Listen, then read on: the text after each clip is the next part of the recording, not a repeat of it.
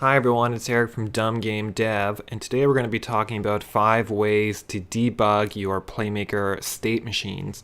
Now I see a lot of questions coming up quite often where people could probably solve it themselves with a little bit of debugging.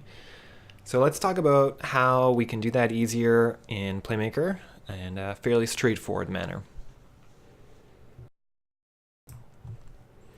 Now I have a new project open up here and there's nothing really in it except for we have the Playmaker already set up. So it has a Playmaker GUI, has a directional light, just a cube for the ground here or a plane, and just my camera.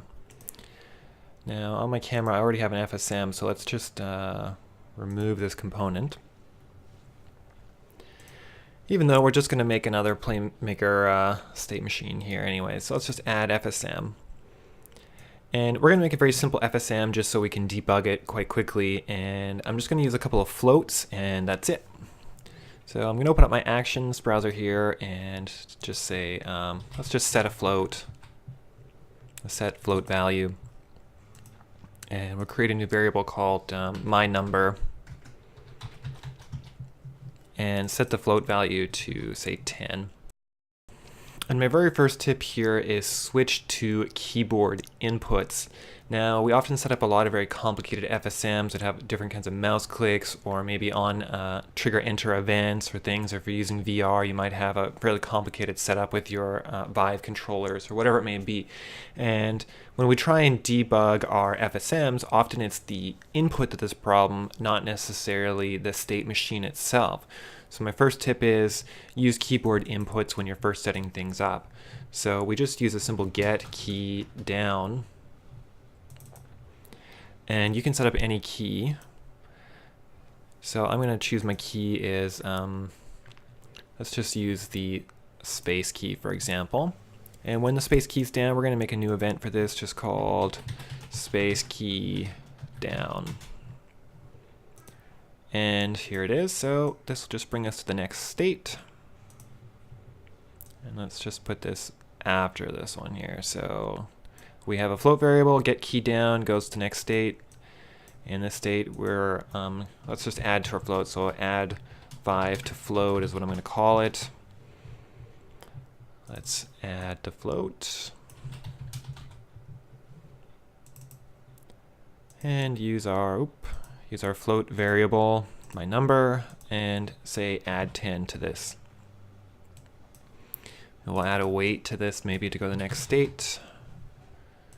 We'll wait, say 3 seconds, the next state called waited, or the event waited, and we'll call this finished. Okay, so it's fairly straightforward. We have 3 separate states. Just waiting for a key down. We add 10 more to our float, and then we're finished. So let's just play this and make sure it works. And I'm going to press space key. It goes to the next state, and then it's finished. So this is our second tip. If you're brand new to Playmaker, if you have the Playmaker window open here in Unity, you can watch each state as it occurs. So if we stop it and we play again, as we can see, we're on the first state. We press the key down, the next state, and the last state. So that's a very simple way to watch the flow of your state. The next thing you want to do is make sure that you have debug turned on here down at the bottom if you click debug. And what this is going to do is show you the value of your variables as they are now. So for example, we're in the first state and we can see that our variable value is 10 because we've added 10. We push space, we'll go to the next state, and we can see it has now become 20, and then it's finished. Now there is some problems with this. Specifically, if we click back to a previous state, it says our variable value is 20, okay? And we go back to the very first state, it says our variable value is also 20. But this is not true when we were on this state. It would have been 10. So we had 10, we added 10. So this can make it hard to debug when you're looking back at previous states and trying to figure out what happened. Now this brings us to my next tip, which is to use breakpoints. So breakpoints allow us to stop us from moving into the next state, and we can do this by right-clicking and then choosing toggle breakpoint. So let's just play this and see what happens. So we're in the first state and we haven't gone to the next state yet, so we see our variable count is 10. Let's push the space key. And so now what it's done is moves us into or about to start the next state, but it hasn't begun yet. We're stuck here entering this state, and it's automatically paused Unity for us so we can have a look. So as you can see, the variable is still 10. Now if I unpause it, it's going to pass the breakpoint and just keep going until we finish to the end. So our variable count is now 20.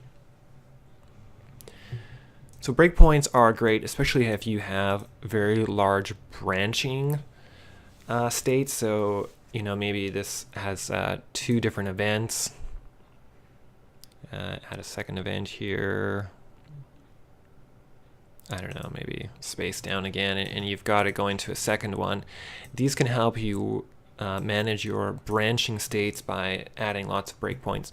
Now, if you've got tons of breakpoints added in, you may want to quickly disable or enable them, and you can do that down here at the bottom of debug. You can enable breakpoints or disable them all at once. And if you're done debugging this, you can also clear all your breakpoints here. So this is a good way to manage all of them together.